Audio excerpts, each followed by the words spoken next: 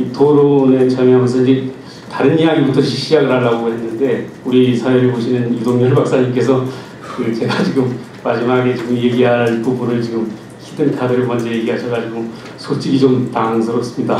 근데 어쨌든 제가 일단 말씀을 하셨으니까 그 부분에 대해서 반드시 좀 언급을 할 거고요. 일단 제가 이 제2연평해전이죠. 이 제2연평해전을 취재하게 된 게 이제 10년 전인데 그때 한철용 장군님이 이제 국회에서 이제 국감장에서 소위 그 블랙북을 이제 흔들었다고 표현하는데 그 보이면서 이제 정보 묵사를 폭로하신 그 순간부터 제가 이제 제2연평해전에 대한 그 취재를 시작하게 됐습니다. 그래서 제가 이제 그 한철용 장군님이 그때 이제 강제 전역을 앞두시고 그 부대원들한테 만약에 이제 이게 그 정보 묵사 사실이 그냥 이대로 흘러가 버리면 역사적인 기록이 안 될까봐 이제 그 비망록으로 남겨놓으신 거를 제가 이제 따로 만나가지고 입수를 해서 월간조선에서 그때 단독으로 보도한 적이 있습니다. 그래서 그런 인연으로 이제 그 우리 제2연평해전에 제가 이제 인연을 맺게 됐는데 어느덧 보니까 10년이 됐습니다. 10년이 됐는데 이 10년이라는 세월이 어떤 어떤 모멘텀이 되는 것 같아요. 이게 지나면 우리 사람들에서 아주 빠른 시대가 됐기 때문에 쉽게 잊혀지는 것 같습니다. 그래서 이때 우리가 언론으로서 뭔가 하나의 좀 실체적 진실에 좀 접근하는 방법이 없을까. 그래서 제가 고민을 하다가 이제 제가 이 SI라는 건 참고로 말씀드리면 이제 우리 수집부대 우리 567 부대 한철용 장군님이 수집하시지만은 군단급 부대까지 다 가는 겁니다. 그래서 제가 여기서 SI를 말한다고 해가지고 한철용 장군께서 저한테 주신 게 아닙니다. 그걸 참고로 좀 알아주시면 좋겠습니다. 그래서 제가 특정 분에서 이제 이 SI를 이제 평소 알고 있는 분한테 취재를 해가지고 들을 수가 있었습니다. 들어가지고 이번에 이제 월간조선 7호로에 이제 보도를 했습니다. 보도를 했는데 여기에 보면은 이제 보도 내용에 보면 이제 6월 29일 당일날 교전 내용이 나옵니다. 교전 내용 나오는데 거기에 보면 이제 교전에 참가한 북한 기밀정 388하고 684 호에 대해서 팔전대 사령부에서 NLL을 넘어가지고 3 노티칼 마일, 4 노티칼 마일 넘어가지고 지역을 선정하고 있으라고 그런 내용이 나옵니다. 그건 이미 사전에 도발 의도를 가지고 이제 가상 목표물을 줘가지고 실투시키는 거거든요. 그러니까 그런 부분이 나와 있는 아주 긴박한 교신 장면이 있습니다. 근데 왜 그 내용이 이제 6월 29일 내용이 가려졌느냐? 교신 내용. 그것도 물론 중요한 내용이긴 한데 더 중요한 거는 이제 교전 이틀 전 6월 27일 날 SI 15차 그 부분이 사실은 더 우리한테는 뼈아프고 아주 중요한 부분이 됩니다. 왜냐하면 교전 이틀 전에 발포 명령만 내리면 바로 발포하겠다.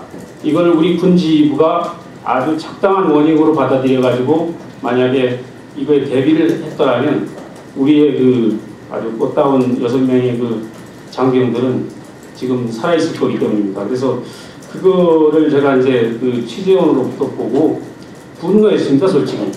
왜냐하면 이게 삼척동자가 보더라도 이거는 도발하겠다는 얘기고 해상에서 선이 그어져 있지 않은 데서 서로 포를 겨누고 있는 상황에서는 바로 포가 날라올 수 있는 상황인데 이거에 대해서 이런 정도 이제 정보를 묵살했다는 거는 아주 이 정신박약 아니면은 다른 뜻을 갖고 있는 사람이다. 제가 이렇게 판단을 했습니다. 그래서 그분들은 대체 어느 나라 사람인가 반문을 했습니다. 근데 이제 취재를 기자들이 하면 이제 쓰긴 써야 되는데 기자들은 비밀이라고 하면 더 쓰고 싶습니다. 근데 쓰지 말라고 하면 더 쓰는 거고 근데 이 SI는 좀 다른 차원의 문제 같았어요. 그래서 이게 기밀로 극으로 따질 수는 없지만은 이거는 계속 우리가 외부에 노출을 할 수 없는 기밀이랍니다. 이게 제가 듣기로는. 그래서 어떤 분은 국가 1급 기밀이다 이렇게 하시는 분도 있는데 그래서 이거를 만약에 우리가 공개를 하면 북한 측에서 이 공개 사실을 알고 어느 통신 기지에서 이게 나간 게 우리 측에서 수집됐다는 걸 알기 때문에 음어 체계를 다 전문가도 계시지만 다 바꿔버린답니다. 그래서 우리 정부 수집하시는 우리 567 부대나 이런 신호정보 하는 데서는 그 굉장히 그거를 복구하는 데 시간이 걸려서 우리 안보에 구멍이 날 수도 있는 사안입니다. 그래서 과연 이걸 보도를 해야 되는가 그렇게 생각을 하고 있는데 그 어떤 분이 저한테 용기를 주셨어요. 미국과 일본이 이제 우리 83년도에 그 칼이 이제 대한항공기가 그 소련기에서 이제 격추가 됐는데 그때 그 와카나이 기지에서 이제 통신 감청한 거를 유엔 안보리에서 이제 그 오픈을 해버렸죠, 미국이. 근데 미국으로서 상당히 데미지가 있는 행동이었거든요. 근데도 그 구소련의 만행을 비탄하기 위해서 그걸 결국 깐 거거든요. 그러니까 이번 케이스도 언론에서 이거를 결국은 알림으로써 이 정보 묵살에 대해서는 결코 우리가 묵과할 수 없다. 이게 근원적으로 문제를 좀 제기하자는 차원에서 기사를 우리 이제 내부 편집장하고 이제 내부에서 협의해가지고 기사를 쓰는 걸로 했습니다. 근데 우리 하철이 장군님 진실을 하나에도 나오지만은 2002년도에는 그 김대중 정부 하에서 이 SI를 까는 거를 오히려 아주 그냥 적극적으로 막았습니다. 그때 야당 의원 중에서 야당 국방위원 중에서 이 SI를 본 분이 없을 겁니다.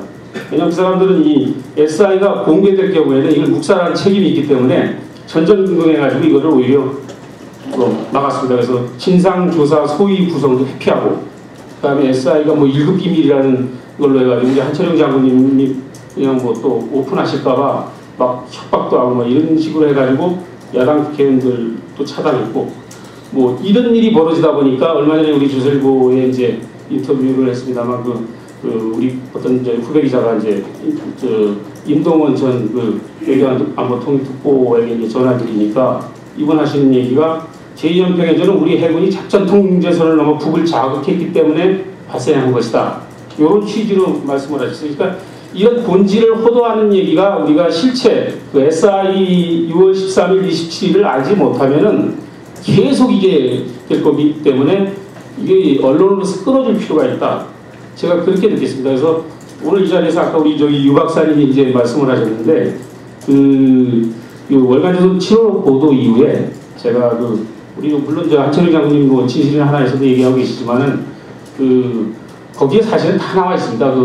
IQ 한 90 정도만 되면 다 출 수 있는데 제가 IQ 90이 안 돼가지고 여태껏 고생을 했는데요.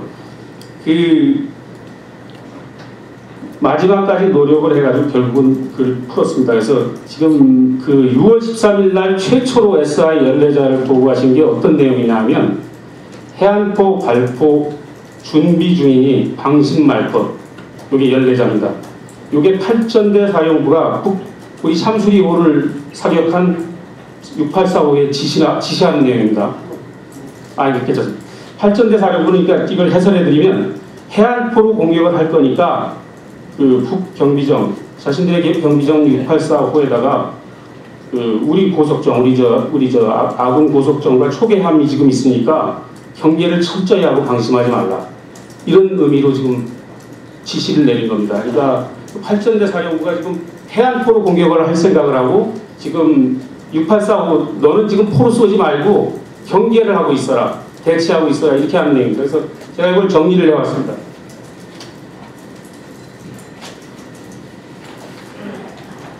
카메라에 잡아주십시오. 예, 이거 보이십니까? 줌으로 하니까. 예.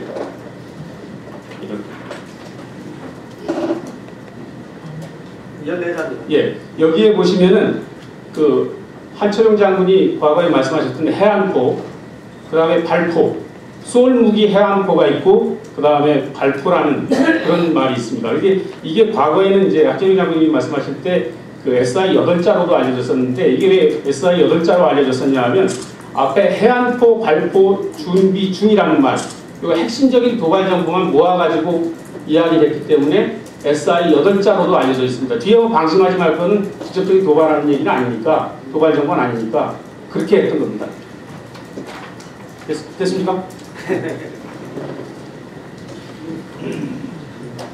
이때 이제 6월 13일 상황을 보면 이제 북한 경비장이 우리 해군 고속정 2척하고 이제 초계함 2척이 앞에 움직이고 있으니까 계속 동태를 파악해가지고 보고를 하는 과정에서 이런 이야기가 나왔던 겁니다. 그래서 어쨌든 지금 결론적으로 말씀드리면은 이런 북한의 결정적인 도발 정보를 받고도 이런 정보를 묵살해가지고 우리 6명의 목숨을 앗아간 이 우리 김대중 정부와의 국군 지휘부는 역사의 심판을 받아야 됩니다. 근데 지금 얼마 전에 이제 최근 언론 보도를 보고 유가족들이 이제 그 전사자 유족하고 부상장병 12분이 김동신 국방부 장관을 비롯해가지고 그 군 지휘부 12명을 상대로 뭐 손해배상을 청구했다는 얘기가 있는데요. 물론 이런 손해배상도 중요하겠지만은 이 역사의 실체적 진실을 밝혀가지고 결코 우리가 이런 것은 용납할 수 없다는 것을 국민적인 의지를 보여주는 게 중요하다고 생각합니다. 그래서 지금 여기 보시면 이제 제가 한꺼번에 정리를 했는데요. 6월 13일 14자하고 6월 27일 SI 15자 우아래를 정리했는데 이거 합치면 29자입니다. 이 29자를 우리 군 지휘부가 묵살했기 때문에 결국은 우리가 그 연평해전에서 그런 일을 당했고 결국은 그 안보의식이 그 김대중 정부와에서 이제 흐트러졌는데 지금 오늘날과 같이 연평도 포격이나 천안함 사태를 불렀고 오늘날 국회 신장부에까지 NL 추사 종북파들이 들어오는 이런 일을 당하게 된 겁니다. 그래서 결론적으로 말씀드리면 이 박동혁 병장 같은 경우에는 그 병원에서 빼낸 포탄 파편이 100여 개가 넘는다고 합니다. 그 다음에 인거 22개를 뽑고 있다가 84일 만에 저 세상으로 갔습니다. 이제 저희 제2연평해전이 끝난 지 10년이 지났습니다. 박 병장을 비롯한 참수교 유교공사들이 과연 누구를 위해서 죽었는가? 지금 그 문제를 생각해 봐야 될 시간이라고 생각합니다. 이상입니다. 네,